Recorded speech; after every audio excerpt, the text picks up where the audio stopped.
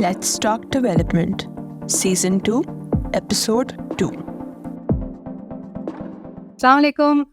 Welcome to today's episode of Let's Talk Development. My name is Amina Bajwa and I'm your host for today's episode. And I here welcome Mr. Atif Mohammed Ali, the Chief Commercial Officer at Engro Fertilizers, who's joining me as our guest tonight. Assalamu alaikum and welcome, Atif. Walaikum salam, Amina. Thank you for having me. So I'll briefly introduce Mr. Atif. He commenced his journey with Engro Foods in 2007, where he was responsible for delivering transformative business initiatives, such as the establishment of the Engro Milk Automation Network. He also turned around the ice cream business and piloted the pasteurized milk and meat business at Engro Foods. And after that, he transitioned to the energy sector with commercial and general management role at Engro Coal Mining Company, Engro Energy Limited, Engro Power Generation, Kadirpur, and now his current role is as the Chief Commercial Officer at Engro Fertilizers. Atif also has headed the centralization and transformation of the procurement function at Engro Corporation. Is that right, Atif? Ji, bilkul. Chali. So why don't you tell us very briefly about your current role at Engro Fertilizers, and then we'll start talking about the fertilizer industry, its sustainability, farming, smallholder farmers, corporate farming, diversity at your office, and research and development. So over to you. Perfect. So in my current role, Amna, I'm responsible for the marketing division of Engro Fertilizer. The marketing division is the distribution, the sales, the branding, the R&D. So after the plant gate, everything else is what I'm responsible. So I'm responsible to ensure that the product reaches the farmer and the end consumer on time. So a very key role, especially when it comes to farmer, that is the main consumer of your product, and the farmer at the end of the day is highly critical for Pakistan's economy. As we all know, about 22% of the GDP comes from agriculture, but more importantly, 95% of our farmers are smallholder. We'll talk about that. But first, Atif, the fertilizer industry, we all know that it is heavily reliant on government support. Approximately over 200 billion rupees are provided in direct or indirect forms to the fertilizer industry. And we all know why the government does that. They do that to keep the fertilizer prices low, eventually to keep the food commodity prices at an affordable level. In your perspective, is this sustainable? Given a near bankrupt government, how can the fertilizer industry transition to a more sustainable model without the support of government subsidies? So let's take a step back and see where this entire thing started from. So 2008 and the fertilizer policy came out by the government, and rightfully the government at that time basically wanted to promote domestic production of fertilizer in the country. So that's an import substitution, as you will be importing it as per how the demand was growing in the country. And in order to incentivize the farmer and food security, they wanted to have the price of the product cheaper than what you will get internationally. So the price of urea should have been cheaper than what you get internationally. Now, urea is directly proportional to the gas price. So that's the bulk constituent percentage. Everything else is negligible. And so you had to set the gas price. Now, whenever you have such a scenario where you want to issue a local policy, you have two options. Either you benchmark it to some sort of international standard, or you benchmark to a country, or you benchmark to some other index that is available. The government, I believe, if I'm not mistaken, decided to benchmark it to the Middle East, which is where subsidized gas or lower price gas is also available. Already there. Yeah. So I think that decision was the right decision, because what it resulted in the country was that the price of urea, predominantly for the greater part of 20 years and even right now, is cheaper than what you will get domestically. So you will get from international where you have to import it. So even right now, the price of urea is half than what you will get internationally. And in COVID times, I remember it went fivefold above, and your domestic prices kind of helped it. So all of that is good. However, one thing has changed now from where we were sitting in 2021, and that is that now our gas reserves are in depletion. And there is a reliance of an imported gas in the country in the form of LNG. So you have now another mix in the entire system. So going forward, I think the view is that we'll probably have to relook into the entire gas pricing mechanism. because you have to kind of have that uniform. While you have your own reserves, you price that well, but you also have an international price, and you have to balance those pricing all across. And if that requires, in fact, that should require some sort of reforms and pricing adjustment for the fertilizer sector as well, which should happen. So going forward, I think the government I know is very actively looking into some sort of gas pricing reform to kind of unify gas prices so that we can move to the next stage. And you think the industry will welcome that? Yeah, I mean, it should. The reality of the fact is that your gas reserves are depleting. And in order to run those plants, you either set up a completely different new technology, which obviously takes time. That's another dimension the government should start working on, but that takes time to materialize. Investments and all of that takes time. But while you have your gas reserve depleting, you have another import source, you have to rationalize the gas pricing. Agreed. And I believe the industry should welcome it. I don't see that as a challenge. Okay. You very rightly pointed out that, if you look at the trends of the urea prices over the years, the Pakistani urea prices have been significantly lower than the international prices. However, when I look at the same trend for DAP, it's quite the opposite. Why is that so? Because see, in Pakistan, so there are three major nutrients that you need for the soil: nitrogen, phosphorus, and potash. In Pakistan, it's nitrogen and phosphorus which are fundamentally needed for the plant. Nitrogen we produce, so we produce our own urea. Phosphorus is produced from phos rock. Pakistan has no reserves of phos rock, so we import phos rock. There's only one company in Pakistan that produces its own DAP, but that also imports phos acid and then kind of produces something out of it locally. The rest, we are just reliant to import phosphorus. So you can very evidently see that those products that we could domestically produce have been priced lower than international, and hence benefiting the farmer and benefiting the food prices eventually. But for phosphorus, unfortunately, we don't have an option. We have to import it. We don't have in the country. Now, moving on to the private sector in general, how do you think the private sector and fertilizer is, again, as we talk about farming and small farmers, is key to it? How can they boost the productive capacity of small farmers in Pakistan? We've noticed that over the years, the uptake of fertilizer and pesticides have increased significantly, but yields have not gone up as much. Many argue that the seed technology is not keeping up to pace. In your opinion, is that true? And secondly, what programs or financial support does Engro have specifically for farmers?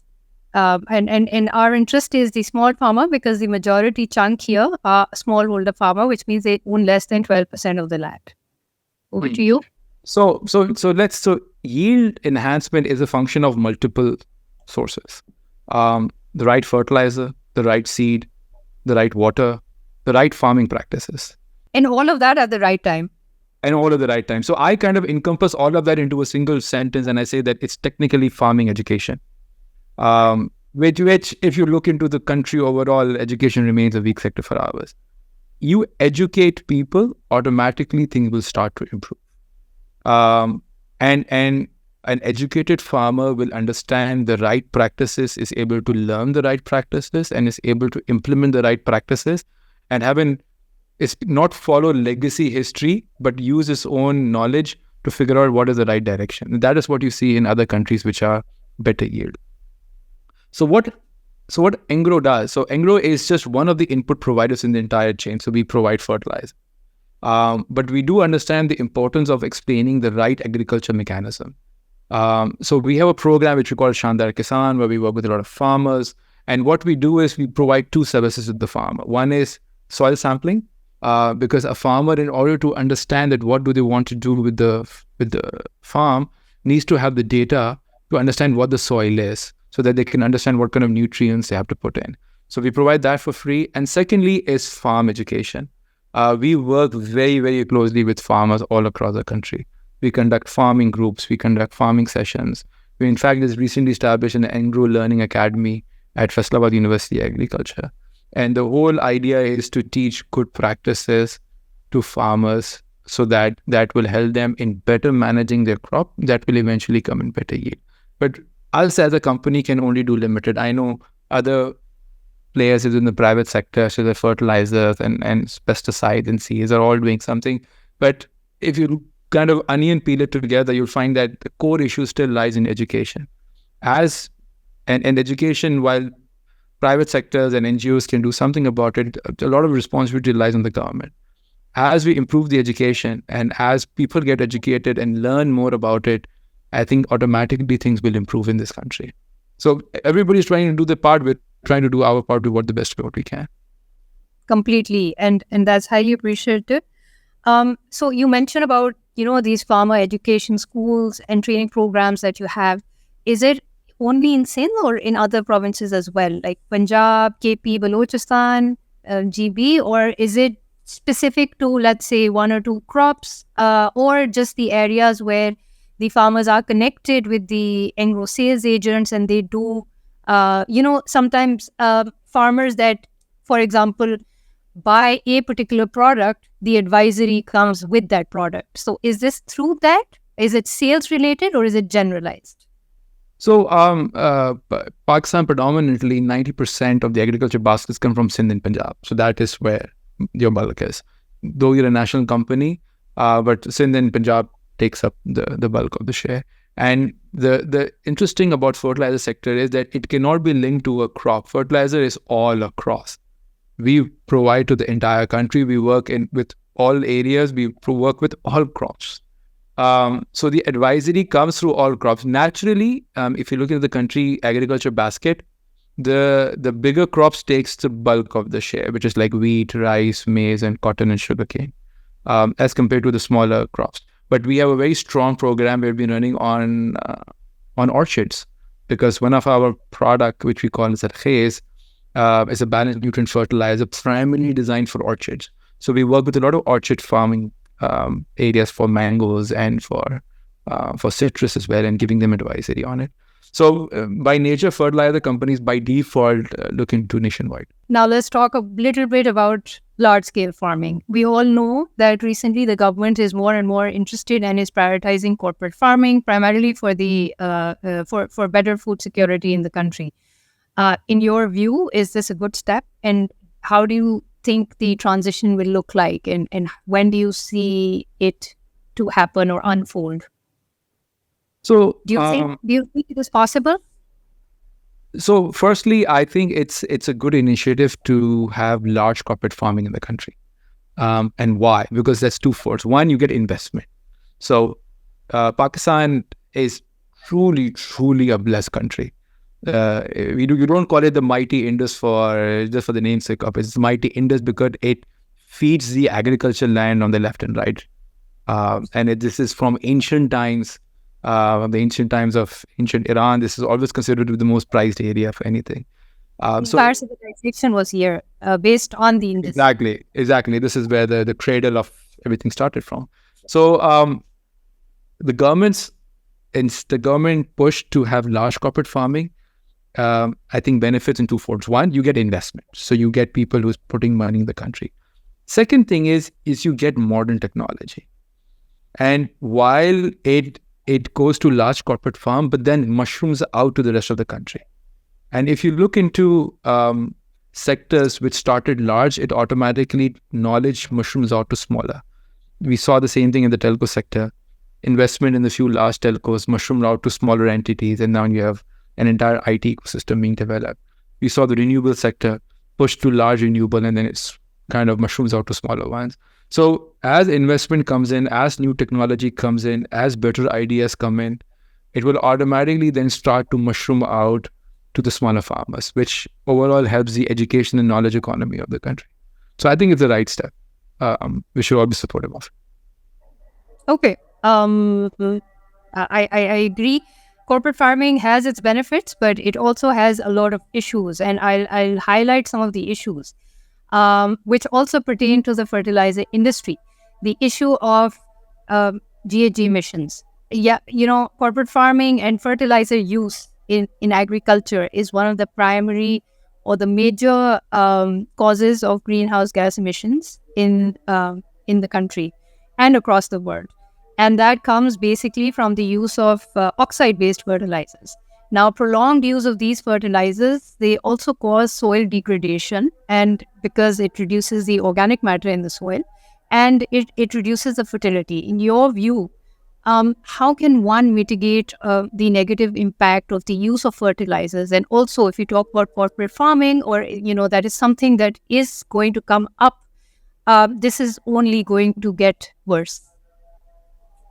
So, predominantly climate change impact or greenhouse emission gases or emission gases, I think the biggest culprit is carbon dioxide. So I think we are far bigger in terms of emission and impact of emission in environment. I think the bigger, there are two, right? Carbon dioxide or nitrogen. I think the bigger evil over here is carbon dioxide. So carbon dioxide is a bigger threat to capture as compared to running after nitrogen. So that's my view around it. And Pakistan, in terms of carbon dioxide emission, already stands at the lowest. That does not mean that we have a lot of areas to improve in carbon dioxide emission, which includes your transport, your movement of goods and commodities, and etc. I think those are all the areas where we need to work on to reduce carbon dioxide. As far as nitrogen-based emission is concerned, which happens fundamentally from urea, so technologies are improving around the world where coated ureas are being done. Engro itself has a coated urea product called Zabardast urea, which kind of helps in solving those issues to some extent. But and your soil degradation matters can also be resolved by putting in organic matter in the soil. While organic matter reduce, you can put organic matter. But the fundamental fact of all of this remains is that today we are a net importer of food in the country. And we have to feed 230 million people. And while being environmentally responsible, it's important and it's the right step, we also need to ensure that food security for the country is present. And large-scale corporate farming with the use of fertilizer is the only proven technology we have at the moment at large scale to feed the fifth most populous country in the world.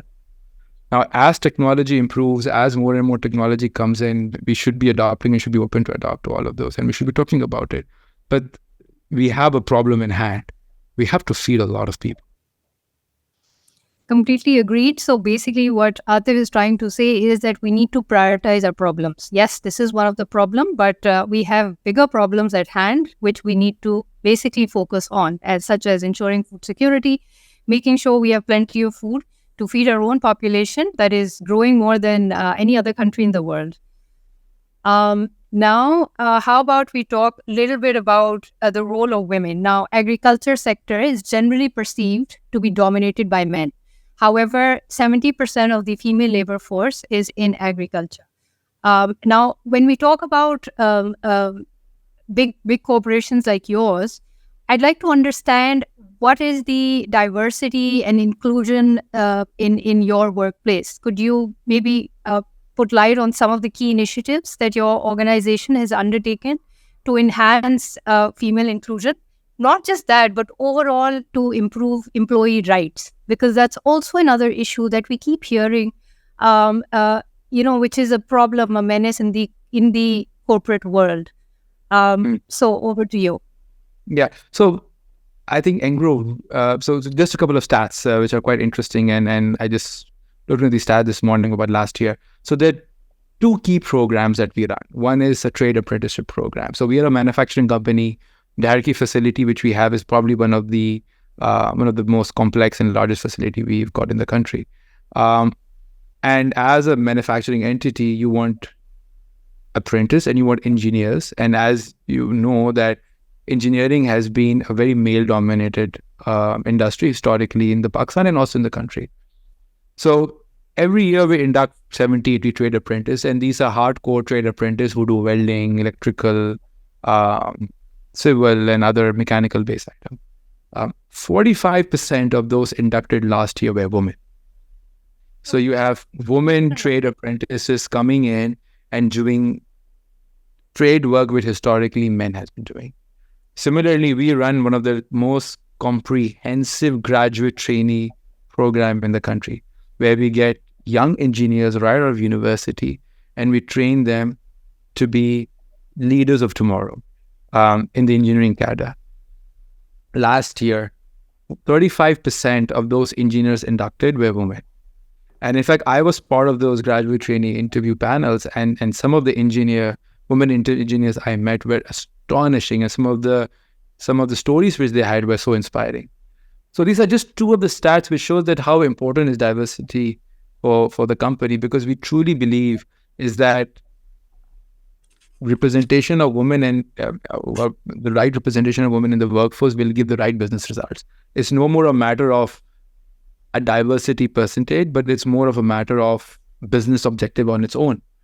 You cannot run a business in the country where 50% of the population is women and you don't induct them in the workforce. It's just not practical, logical.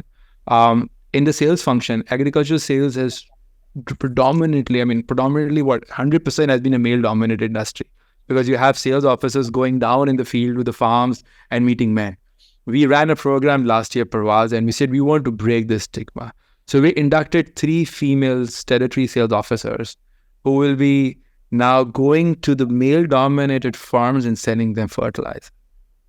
So change has already started, and I think this will only grow, and we remain steadfast in ensuring that we play our role. In terms of rights within the organization, I think so other than you have your committees and your harassment committees to ensure the right safe work environment. But I think the best thing or something very interesting what we launched last year was an entire diversity, inclusion and equity program. And it was not just a training program that you bring in 5 or 20 people in a classroom and you train them about diversity. We picked up diversity ambassadors from across the group, and we picked them in hundreds. And those hundreds were training other team members within the group on diversity. And it's a discussion, and it's a topic that we discuss it in our meetings, in our board meetings, in our monthly meetings, in our quarterly meetings, and etc. I have been corrected multiple times because historically I use the word female. And I've been corrected multiple times by my team members that, listen, the right word is woman. So we are in that process, and I think, inshallah, things are on the right track. Good luck with that. I really hope other companies also follow your footsteps in this. Now, we all know there's a wide audience जो ये podcast सुन भी रही है, और उनमें से बहुत सारे youth होंगे. As an employer, आपका जो main what are the key issues जो आपको नजर आ रहे हैं आजकल की youth में? Because I'd like this message to go out that these are the things that the employer does not want to see. So in your view, what are the key issues that you see in the youth of today at the time of inducting as an employer? So the youth of today is probably in the most interesting junction which one could see, right? Because we are in that era that you see multiple generations. You see Gen Zs, you see millennials, you see boomers, you see all of them. Some things in life don't change.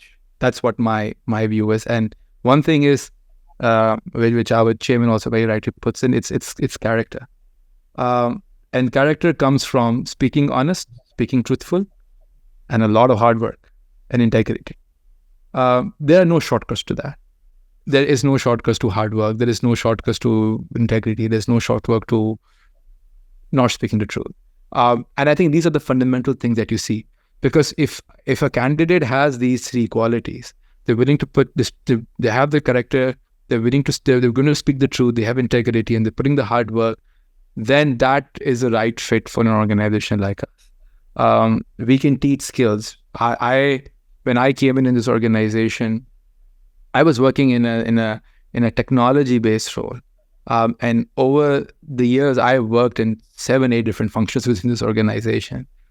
The organization is willing to take a bet on you and teach you skill sets. But the character, your truthfulness, your integrity, your hard work, that has to be ingrained in you. And if you have that, and I think that things will work out all well.